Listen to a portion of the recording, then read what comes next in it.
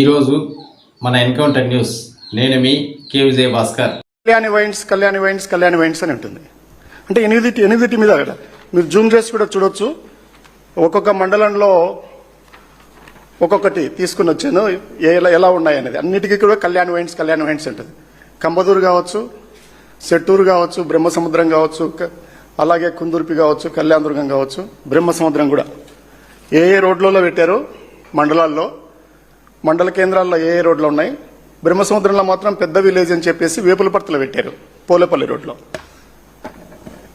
అన్నిటికి కూడా కళ్యాణి వైన్స్ అని ఉంటుంది. అంటే నా ప్రశ్న ఏంటంటే, పారదర్శకంగా మీరు టెండర్ ద్వారా కేటాయించినప్పుడు అన్నీ కలిసి ఒకరికి ఎట్లా వస్తాయి అనేది మొదటి ప్రశ్న. ఇదంతా జరుగుతూ ఉంటే మొత్తం కళ్యాణదుర్గంలో ఉండే నియోజకవర్గం మొత్తం మీద కబ్జా చేసి వైన్ షాపుల్ని, వేరే పదం వాడడానికే లేదు, కబ్జా చేసి వైన్ షాపులకు అన్నిటి కూడా కళ్యాణి వైన్స్ అని పెడుతూ ఉంటే రాష్ట్రంలో ఉండే ఎక్సైజ్ శాఖ మంత్రి కానీ, లేదా ఎక్సైజ్ శాఖకు సంబంధించిన సెక్రటరీ కానీ, కమిషనర్ గారు కానీ, లేదా జిల్లా అధికారులు కానీ ఏం చేస్తున్నారు? ఇది నా మొదటి ప్రశ్న. రెండోది ఏంటంటే, ఎక్కడైనా కూడా ప్రజాస్వామ్యంలో ప్రశ్నిస్తేనే ప్రజాస్వామ్యానికి బలం వచ్చేది. ప్రశ్నించలేకపోతే, నోరు నొక్కేస్తే, వాయిస్లెస్ అయితే దానికి అంత దరిద్రం ఇంకోటి ఉండదు.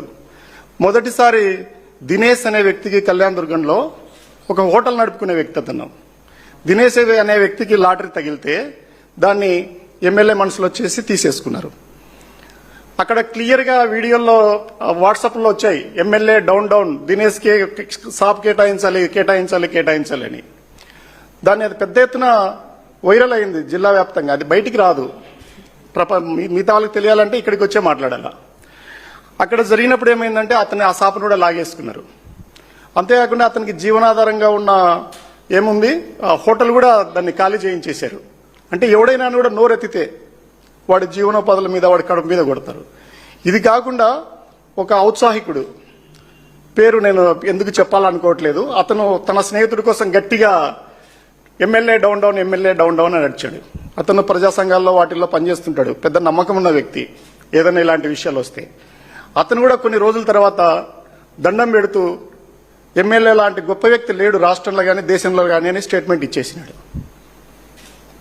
అది అట్లా మంత్రం వేసినట్టుగా మళ్ళీ ఆ వ్యక్తి. అది ఎలా వీలు పడుతుంది? ఇది కాకుండా నేను ఖచ్చితంగా చెప్పదలుచుకున్నది ఏమిటంటే, ఎక్సైజ్ శాఖ మంత్రి గారు, ముఖ్యంగా కొల్లు రవీంద్ర గారు, మీ శాఖ కింద ఏం జరుగుతుందో మీరు చూసుకోవాలా. చంద్రబాబు నాయుడు గారిని గురించి కూడా నేను అడగదలుచుకుంది ఏంటంటే, గట్టిగా ఇక్కడ నుంచి మీరు ఎక్కడైనా బెల్ట్ షాప్ పెడితే బెండు తీసేస్తానని, ఇట్లా వేలు పెట్టి తాట తీస్తానని బెదిరించారు అందరినీ కూడా. అసలు ఆ బెదిరింపు చూస్తే చంద్రబాబు నాయుడు ఒక్క బెల్ట్ షాప్ కూడా రాష్ట్రంలో భరించలేడేమో, పెడితే నిజంగానే బెండు తీస్తాడేమో, తాట తీస్తాడేమో అని అందరూ జడుచుకునేంత పరిస్థితి మీరు కల్పించారు. కానీ జరుగుతున్నది ఏమిటి?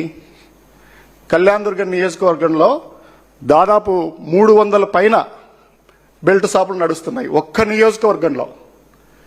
ఒకవేళ ఎవరైనా వెరిఫై చేయదలుచుకుంటే నేను ఊర్ల పేర్లతో సహా, వ్యక్తులు నడుపుతున్న వ్యక్తి పేర్లతో సహా, వాళ్ళ కులం పేరుతో సహా ఇవ్వగలను. ఒక కుందుర్పిలోనే 80 షాపులు నడుపుతున్నారు, బెల్ట్ షాపులు. అంటే కిరాణా షాపు కావచ్చు, సోడా షాపు కావచ్చు, టీ అంకు కావచ్చు, బంగడి కావచ్చు, వాళ్ళకి అలాట్ చేసి ఉన్నారు. కంబదూరులో 46 నడుస్తున్నాయి. కళ్యాణదుర్గం రూరల్లోనే 80 ఉన్నాయి. అట్లాగే సెట్టూరులో 40 ఉన్నాయి. బ్రహ్మసముద్రం కూడా 40కి తక్కువ లేవు. మున్సిపాలిటీలో కూడా అంతే. మున్సిపాలిటీ కాకుండా చూస్తేనే 296 వచ్చినాయి లెక్క. నేను అన్ని పేర్లతో సహా తెచ్చాను. ఎవరన్నా వెళ్ళి చూడాలనుకుంటే ఎక్సైజ్ మినిస్టర్ కానీ, లేదా ఎక్సైజ్ సెక్రటరీ కానీ ఏ ఊర్లలో నేను ఏమేమి చెప్తున్నానో, బెల్ట్ షాపులు పెడుతున్నవన్నీ కూడా నేను పేర్లతో సహా తెచ్చి పెడుతున్నా మీ ముందు. ఇవన్నీ కూడా ఎలా వీటికి వస్తాయి? నేను చెప్పదలుచుకున్నది ఏంటంటే, ఒక మద్యం మీదనే పేదలు, అది చాలా మంది వీళ్ళే చెప్పారు. ముఖ్యమంత్రి గారు ఏం చెప్పారు? బహుశా భారతదేశానికి స్వాతంత్రం వచ్చినప్పటి నుంచి కూడా ఏ ముఖ్యమంత్రి కూడా రికార్డెడ్ గా ఈ మాట చెప్పినోడు లేడు. ఎవడైనా కూడా నాణ్యమైన విద్య ఇస్తానని చెప్పిన ముఖ్యమంత్రిని చూసి ఉంటాం, లేదా నాణ్యమైన వైద్యాన్ని ఇస్తామని చెప్పిన మంత్రిని చూసి ఉంటాం. కానీ నాణ్యమైన మద్యాన్ని సరసమైన ధరలకు ఇస్తానని చెప్పిన వాడిని ఎవరిని చూడలే. ఎక్కడ కూడా వినలేదు ఎప్పుడు కూడా. ఈ దేశము ఎవరు తెస్తే వచ్చింది? ఇది గాంధీ మహాత్ముడు గారు నాయకత్వం వహిస్తే వచ్చింది. గాంధీ మహాత్ముడి గారి ప్రధానమైన సిద్ధాంతం ఏంటి? మద్యపాన నిషేధం, సంపూర్ణ మద్యపాన నిషేధం. అది కూడా అలాంటిది ఇప్పుడు ఇదే ముఖ్యమంత్రి గారు నెల్లూరులోను దూబగుంటలోను ఆయన మర్చిపోయినట్టున్నాడు. సంపూర్ణ మద్యపాన నిషేధం ఉద్యమం తీసుకొచ్చి ఒకసారి ముఖ్యమంత్రి అయినాడు. ఆ పరిస్థితి నుంచి ఈరోజు మద్యము వేరులై పారేటట్టు చేస్తున్నారు. నేను నిజం చెప్తున్నాను, వీళ్ళు మంచినీళ్ళు ఇవ్వలేకపోతున్నారు. గత 100 రోజుల నుంచి తాగే నీళ్లు లేవు. మామూలుగా శ్రీరామరెడ్డి వాటర్ సప్లై నడుస్తుంది. అది నీలకంఠపురం శ్రీరామరెడ్డిని ఎప్పుడో మహానుభావుడు రాజశేఖర రెడ్డి గారు అలాగే రఘువీరెడ్డి గారు పెట్టిన స్కీమ్ అది. వాటికి జీతాలు ఇవ్వకపోవడం వల్ల 120 మందికి దాదాపు 100 మందికి ఇవ్వలేని పరిస్థితి ఉంది. పేపర్లో ఏం చూస్తాము? సొంత డబ్బులతో దానకర్ణుడు మా ఎమ్మెల్యే వాళ్ళకి జీతాలు ఇస్తాడు, ప్రారంభం చేస్తారంటారు.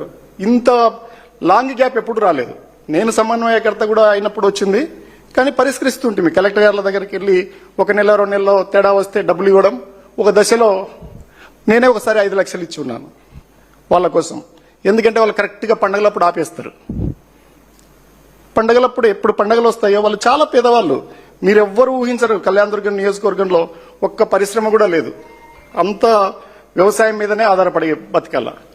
నీళ్లు లేకపోతే తోటల్లోకి వెళ్ళి నీళ్లు తెచ్చుకోవాలా. ఈ పరిస్థితుల్లో 100 రోజులకు కూడా నీళ్లు రాని పరిస్థితి నియోజకవర్గంలో దాదాపు 300 పైన బెల్ట్ షాపులు నడుపుతున్నారంటే దాని అర్థం ఏమి? అంతేకాకుండా ఈ బెల్ట్ షాపులు వేలం వేసి ఒక్కొక్క బెల్ట్ షాపు 4 లక్షల నుంచి 12 లక్షల వరకు మళ్ళా పోటీ. మళ్ళీ ఎవరైనా ఎక్కువ వస్తే రెండోది నడుపుకోవడానికి మళ్ళీ అనుమతి. ఇవన్నీ ఎవరికి నష్టం జరుగుతుందంటే పేదలకు నష్టం జరుగుతుంది. ఇంకోటి ఏంటంటే ఒక్కొక్క బాటిల్ మీద 10 రూపాయల నుంచి 20 రూపాయలు 30 రూపాయలు వసూలు చేస్తూ ఉన్నారు. అధికారికంగా ఉన్నాయి, ఫోన్ పేలు కొట్టినట్టు ఉన్నాయి. వాళ్ళు వచ్చి చూసుకోవచ్చు.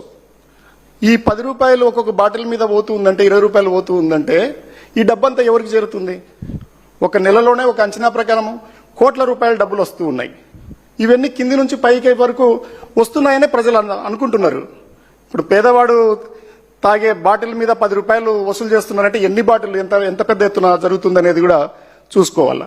మన ప్రభుత్వం ఉన్నప్పుడు ఏం జరిగింది? సెబ్బు పెట్టి ఉండినారు. ఎక్కడి నుంచి కూడా పక్క రాష్ట్రాల నుంచి వచ్చే పరిస్థితి లేదు. వస్తే చాలా సీరియస్ గా తీసుకున్నారు. తక్కువ మంది తాగేవాళ్ళు. వచ్చే ఆదాయం ఎలా ఉండేది? ఎక్కువ ఆదాయం గవర్నమెంట్కి వచ్చేది. ఇప్పుడు గవర్నమెంట్కి ఆదాయం వస్తున్నదే లేదు. అన్ని అన్ఆథరైజ్డే. ఇంకొకటి కూడా ఏమిటంటే గట్టిగా వినిపిస్తున్న మాట ఏంటంటే ఎక్కడో గోవా నుంచి మద్యం తయారు చేసుకొచ్చి లేబుల్స్ వేసి ఇక్కడ అమ్ముతున్నారనేది కూడా వినిపిస్తుంది. ఎందుకంటే కొన్ని ఈ లేబుల్స్ కాని బాటిల్స్ అక్కడ కనిపిస్తూ ఉన్నాయి. ఎవరు చెక్ చేయట్లేదు. ఇవన్నీ గుర్తుపెట్టుకోవాలి. మరి ఈ డబ్బంతా ఎవరికి చేరుతుంది? దాదాపు 300 పైన బెల్ట్ షాపులు నిర్వహిస్తుంటే ఒక్కొక్క బాటిల్ నుంచి 10 రూపాయల నుంచి 30 రూపాయలు వెళ్తూ ఉంటే ఇదంతా ఎక్కడికి వెళ్తుంది అనేది ముఖ్యం. రెండోది ఏంటంటే ప్రజల ఆరోగ్యం ఏం కావాలా? మద్యం మీద ప్రజల ఆరోగ్యం ఏం కావాలా? ఇప్పుడు నేను గమనిస్తుంది ఏంటంటే ఈ సంవత్సరం రోజుల్లో చాలా మంది రోడ్డు ప్రమాదాలకు గురవుతున్నారు. ఈ రోడ్డు ప్రమాదాలకు గురవుతున్న వాళ్ళల్లో ఎక్కువ మంది యువకులే ఉన్నారు. వాళ్ళల్లో ఎక్కువ మంది తాగిన వాళ్ళే ఉంటున్నారు. ఒక డాటా కూడా తీయాలి వీళ్ళు. రోడ్డు సేఫ్టీ కమిటీ ఏదైతే ఉందో జిల్లాలో రాష్ట్రంలో కలెక్టర్ ఆధ్వర్యాన గత సంవత్సరాల్లో ఎంతమంది చనిపోయేవాళ్ళు కళ్యాణదుర్గంలో ఒక్కొక్క మండలంలో, ఇప్పుడు ఈ టైంలో ఎంతమంది చనిపోతున్నారు? దీనికి ఎవరు బాధ్యులు? ఇవన్నీ కూడా ఒక ప్రభుత్వం హత్యల కిందకే తీసుకోవాలి. వీటిని ప్రభుత్వము మద్యపానం నిషేధించకపోగా మద్యపానం ఏరులైటట్టు చేస్తూ ఉంటే నీళ్లు కూడా ఇవ్వకుండా, మంచి నీళ్లు కూడా ఇవ్వలేని ఈ ఎమ్మెల్యేలు, ఈ మంత్రులు, ఈ ముఖ్యమంత్రులు ఉంటే మరి ఇంత మద్యం ఇంత ఏరులై పారుతూ ఉంటే దీని మీద వచ్చే డబ్బంతా ఎవరికి చేరుతుంది? ఇంకొక మాట కూడా నేను గుర్తు చేసుకోవాలనుకుంటున్నాను ఈ టైంలో. మొన్న మహానాడు జరిగితే మా ఎమ్మెల్యే గారు ధారాళంగా 50 లక్షలు ఇచ్చినాడు ఖర్చులకి, పార్టీ ఖర్చులకి. ఇవన్నీ ఇట్లాంటి వాటి నుంచే వస్తుంటాయని నేను అనుకుంటున్నాను. పెట్టిన ఖర్చులంతా కూడా ఎలక్షన్లలో ఎంత ఖర్చు పెట్టాడో ఆయనకే తెలుసు. ఆ ఎలక్షన్లలో ఖర్చులన్నీ కూడా ఎక్కడి నుంచి వస్తున్నాయి? ఇట్లాంటి వాటి నుంచి వస్తున్నాయని నేను గట్టిగా ఆరోపిస్తున్నాను. అది నిజం కాదనుకుంటే ఎక్సైజ్ మినిస్టరు, ఎక్సైజ్ శాఖ వచ్చి నా దగ్గర ఉన్న వివరాలు తీసుకుని లేదా వాళ్ళ సొంత దర్యాప్తు చేసి వాళ్ళు క్లీన్ చిట్ ఇచ్చుకోవాలని కోరుతూ ఉన్నా, నేను చెప్పేది నిజం కాకపోతే. అంతేకాకుండా ఇంత శ్రమ ఎందుకు? ఈ వేలమేసి కళ్యాణి వైన్స్ ఒక్కటే ఎందుకు వస్తుంది? అది అలాంటి పద్ధతి ఎట్లా ఉంది? రాష్ట్రం అంతా ఏముందో తెలియదు నాకు. చాలా చోట్ల మా నియోజకవర్గంలో మాత్రం ఇది జరుగుతుంది. మొన్న ఒక ఆయన అన్నాడు, అన్న 100 సార్లు నేను పోయి కొనుక్కొచ్చినాను కానీ కంబదూరులో అదే పేరుతోనే, కళ్యాణదుర్గంలో అదే పేరుతోందని ఇక్కడ మీరు చెప్పేంత వరకు మాకు ఐడియా రాలేదు అని. దీని వెనుక ఉన్న మతలబ్ ఏంటో చూడాల్సిందిగా నేను కోరుతున్నాను. ముఖ్యంగా ఎక్సైజ్ శాఖ మినిస్టర్ ఒకసారైనా అనంతపురంకి వచ్చి రివ్యూ చేయాలని నేను చెప్తూ ఉన్నాను.